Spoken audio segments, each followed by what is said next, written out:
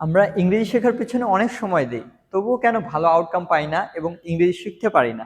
এর মূল কারণ আমরা প্রচুর পরিমাণে ইনপুট দিয়ে থাকি, কিন্তু সেই অনুপাতে আউটপুট দেই না।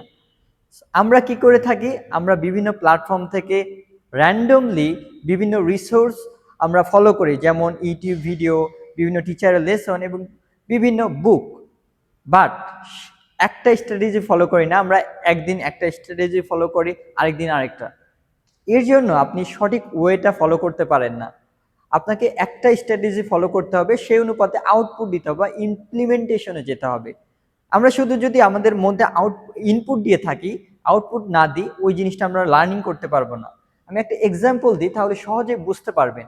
সেটা হলো, আমরা রান্না করতে কিভাবে হয় সেটা আমরা অনেকেই জানি, কিন্তু রান্না করতে কিন্তু আমরা পারি না, বা রান্না ভালো করতে পারি না। আমি আমি যখন নিয়মিত রান্না করব, তখনই ওই রান্নাতে আমি এক্সপার্ট হতে পারবো। তেমনই আপনি ইংরেজি শুধু ইনপুট নিলে হবে না, শুধু বই পড়া বা ভিডিও দেখা বা লিসনিং করলে হবে না।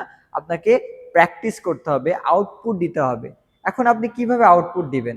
আপনার পার্টনার নেই, বা আপনি বলতে পারেন আমার অ্যাসিস্ট্যান্ট নেই বা টিচার নেই। এক্ষেত্রে আমি একটা প্ল্যাটফর্ম বলবো, চ্যাট জিপিটির ভয়েস যেই অপশনটা আছে, সেখানে আপনি তার সাথে প্র্যাকটিস করতে পারেন। তাকে তাকে আপনি জিজ্ঞাসা করতে পারেন ডেইলি কমিউনিকেশন বা বিভিন্ন কিছু আপনি যা করছেন প্রতিদিন, সেই বিষয়গুলো তাকে আস্ক করতে পারেন। সে কিন্তু আপনার সাথে কনভারসেশন করবে।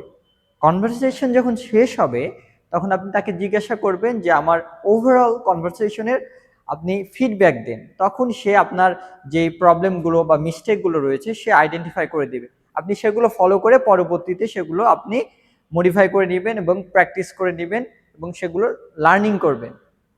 পরবর্তীতে সেগুলো ইমপ্লিমেন্ট করলেন পরবর্তী দিনে। এইভাবে যদি আপনি শিখতে থাকেন, তাহলে আপনি লার্নিংটা ভালো হবে এবং ভালো আউটকাম পাবেন, এবং ইংরেজিতে আপনি প্র্যাকটিক্যালি প্র্যাকটিস করতে পারছেন এবং দক্ষতা অর্জন করতে পারছেন। Thank you.